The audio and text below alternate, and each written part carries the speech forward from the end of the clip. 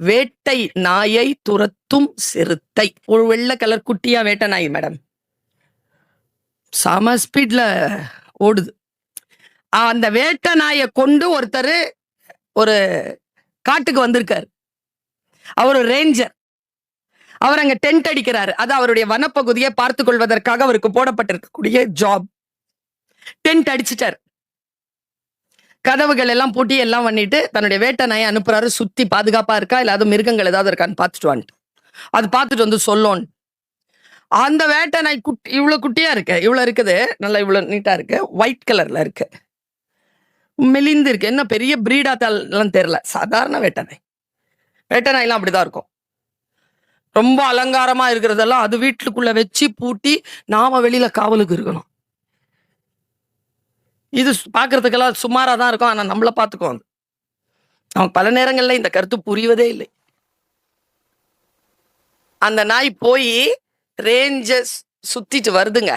அந்த டைம்ல அத ஒரு சிறுத்தை பாத்துருச்சுங்க. சியா இருக்கிற ஒரு சிறுத்தை. பெரிய சிறுத்தை ஓடுனா எப்படி ஓடும்? சீட்டா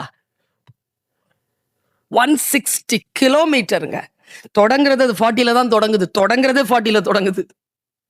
160 கிலோமீட்டர்ல ஓடுது வேட்டை நாய். சும்மாவா?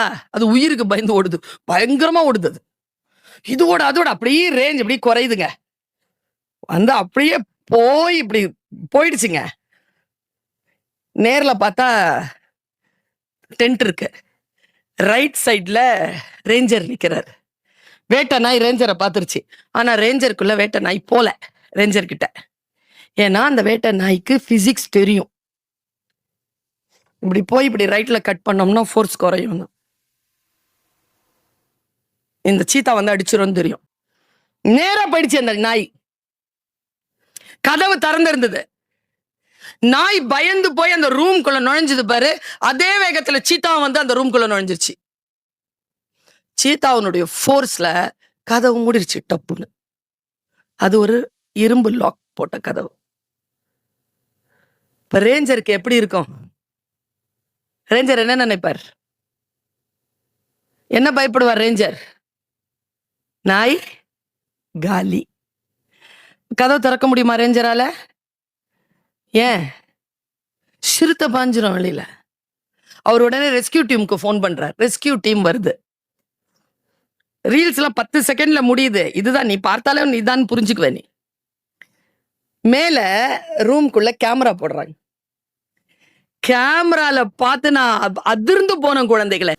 மேல போய் காட்டுறாங்க, அந்த நாய் இருக்குல்ல, அது அந்த செவ்வகமா இருக்கிற ரூம்ல ஓரமா அப்படி படுத்துட்டு இருக்கு, பயந்து உயிரோட இருக்கு. அந்த அந்த சிறுத்தைய பார்த்துட்டு இப்படி ஓரமா, சிறுத்தைய காணோம். அப்படியே ரவுண்ட் அடிக்குது கேமரா. சிறுத்தை எங்க இருக்குது தெரியுமா? மூடப்பட்ட கதவு இருக்குல்ல, கதவுல ஒட்டிக்கிட்டு நாயை விட நடுங்கி கிடக்கு. பிடிச்சவன் ஒரு ஸ்டேட்மெண்ட் கொடுத்தான். அதான் உங்க ஃபர்ஸ்ட் இயர்லயே உங்களுக்கு நான் கொடுத்துட்டு போற மெசேஜ். பசிக்காகத்தான் சிறுத்தை வேட்டையாட தொடங்கியது. அதற்கு இதோ பசிக்கான இறை எனக்கு கிடைத்து விட்டது என்று கை அடிக்கின்ற அந்த வினாடியில் அதற்கு தெரிந்து போனது தன் சுதந்திரம் பறிப்போய் விட்டது என்று. அதற்கு இப்பொழுது பசி ஒரு பொருட்டில்லை.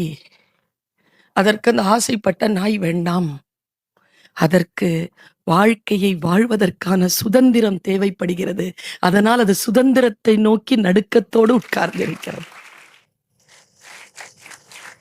நாம் பல நேரங்களில் ஆசைக்கு பின்னால் ஓடுகிறோம். ஆனால் எப்பொழுது நம் சுதந்திரம் பறிப்போய் விட்டது என்று நமக்கு புரிகிறதோ அப்பொழுது அந்த ஆசை ஒரு பொருட்டாகவே நமக்கு தெரிவதில்லை. குழந்தைகளை முதலிலேயே முடிவு செய்து விடுங்கள்.